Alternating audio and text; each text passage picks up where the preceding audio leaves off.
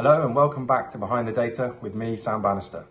January has absolutely flown by, but let's have a look at what's been driving the price movement over the last month. As ever, let's start by looking at the gas market. As you can see by the graph, prices didn't initially continue with December's sharp decline. This was driven by buying interest coming in at the start of the month as market participants looked to take profit with price levels not being seen for a good few months.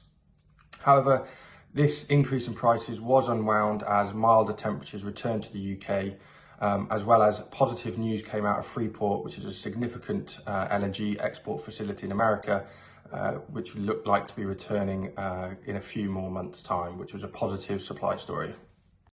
Moving on to the power market. As you can see by the graph, it was a similar story in the power market to what we've just seen in the gas market. So the price driver in power, though, was the cold weather brought a very tight supply picture. So that meant that forecast demand was looking likely to be greater than the supply.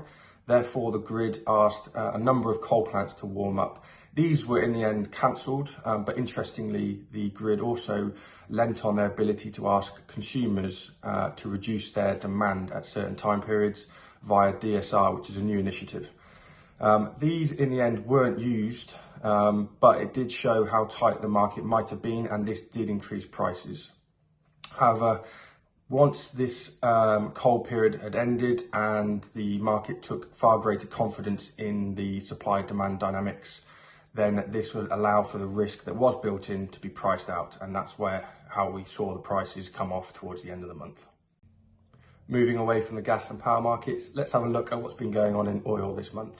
So as you can see by the graph, prices were initially supported, but they somewhat ran out of steam as we entered the end of the month. So the initial support was driven by the market having a positive view of demand, and therefore they viewed it to be increasing. This was even against the backdrop of quite an uncertain global economic view. Prices were stemmed, though, as the US maintained a very high level of export, which kept supply up to meet this demand. Finally, let's have a look at what's been going on in the carbon market. After a somewhat subdued end to 2022 with the key contracts expiring, January has seen a sharp increase in pricing, as you can see by the graph. Interestingly though, these moves have been counter to the gas and power market. The main driver we've been seeing in the carbon market over the last month has been market participants increasing their buying demand as they sort out their hedged positions for certificates for the upcoming year. So that's what's been going on in the markets over the last month, but what does this mean for businesses? So prices in the power and gas market have stabilised somewhat, and I say that relatively. This is a new norm now in the market. There will be quite a bit of volatility, but we've seemed to have found a bit of stabilisation.